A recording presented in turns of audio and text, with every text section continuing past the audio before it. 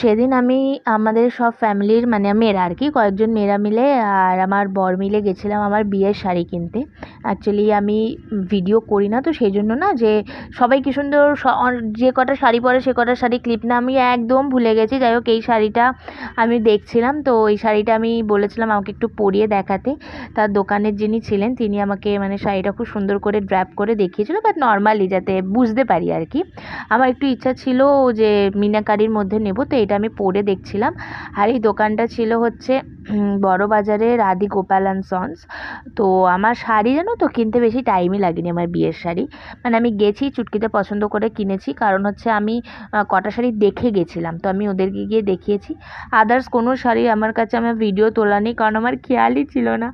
তো এই শাড়িটার সময় আমার খেয়াল ছিল বলে আমি ভিডিও তুলে রেখেছি। আর কী শাড়ি কিনেছি সেটা তোমরা আমার বিয়ের ভিডিওতে দেখতে পাবে। তো চলো দেখা হবে নেক্সট ভিডিওতে, বাই।